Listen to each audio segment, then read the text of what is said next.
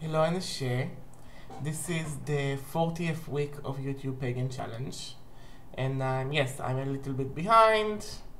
Life and vacation matters. So, let's talk about this week's question, which is, do I believe in fairies, demons, and creatures? And I think this is a very weird question to ask pagan people because each god and deity and spirit has their host of their um, accompanying spirits, which do not rank as high as gods, but as um, adjoining spirits. And even us, that we have spirits and we receive the fact that we have a spirit and the spirits are the source of our magic, even though we are also magical creatures ourselves, we are related and also removed from all those fairies, demons, angels, etc., etc., etc. Now, what is interesting is that not everybody believes in it, but not the people who doesn't believe in it are not necessarily pagans.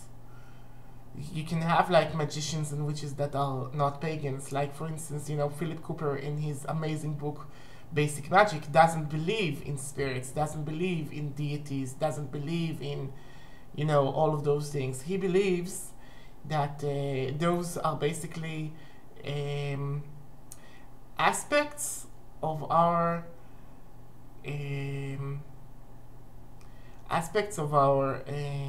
psyche that manifest in different ways, that allows us basically to that allows us communication with the divine within oneself. And those are basically aspects of personality, of like personal reality. And it's an interesting notion, but Philip Cooper is not a pagan. He's a magician, he's not a pagan. So, by the way, his book Basic Magic is very highly recommended. It's one of the best basic magic books that I've ever seen or read. Really, you should get to read it if you want some good introduction to magic and witchcraft. Okay, so one of the interesting things that is in this book, and this is me expanding upon the question, is the creation of a magical servitor, which is something that was taken and got diluted from different notions that came from hermetic magic or Kabbalistic magic, and was sieved through this fine sieve into making a magical servant that would do what you need them to do, and then you'll have to take it apart.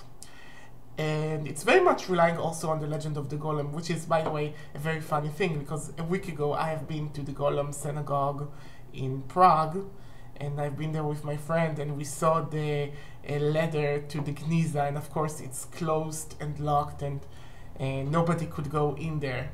We don't really, and we have also been to the grave of the Maharal, the great creator of creatures according to legend. And also, I possess in my library a recount of all the texts in practical Kabbalah about creating an artificial human by Moshe Idel. I've even seen that translated into Czech.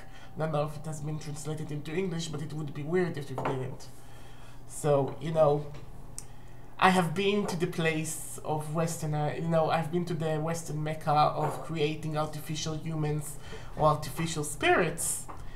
And there is no sign of this today, obviously. And one needs to wonder if we're talking about a legend, because Prague is a city of legend. You have like stories of ghosts, of headless ghosts, and horses with flaming hoofs that takes you to Satan, and so it's just part of the folklore. And if the golem, which was, by the way, did you know that the golem had a name? Did you know that it was named Yosele?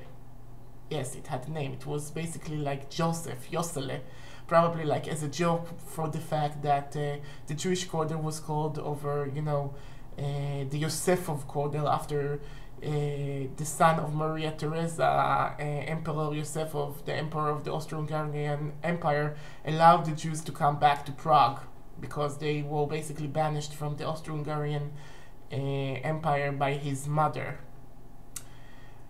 So Yosele, if he existed, might have existed in spirit form. And he might have existed as a statue that had like protective powers that might have caused harm because it was casted in the wrong way. Anyway, this created an entire tradition of creation magical servitors. But I find it, personally, a very presumptuous thing to try and do, to create a life in the way the divinity did not intend you to create it, meaning like not through having children. Even your children, they are not supposed to be your slaves like those spirits. But the whole notions of enslaving spirits in my tradition is something that is very much frowned upon. And this wouldn't be something that I would do or try to recommend people to do. What we do is like we speak to the gate opener, to the keeper of spirits, and we tell him or her, according to the tradition, if there is any spirit of a warrior that might be enlisted to our goal. And we give both the door opener and the spirit itself some offerings for its aid. We basically rent this spirit from the divine, and we take care of it, and we love it, and we care for it as long as it wants to work for us. And when it doesn't, we set it free. We tell it thank you and goodbye, and we set it free with offerings so it may thrive in the astral world. And you would be surprised of how many spirits of people would want to help you, because you are basically either descended from them spiritually or physically.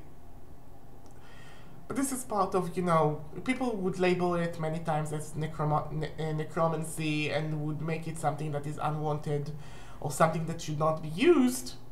But this is like, the more respected and the healthiest way to do such a thing. Okay, and now that we have been through Samhain, this is the healthier way to approach this. So I very much encourage you, young witches that watches my videos, to see what is the proper way to revere your dead, and see which warriors in your bloodline would be willing to assist you in your daily battles. Okay, thank you for listening. Goodbye, Nashe.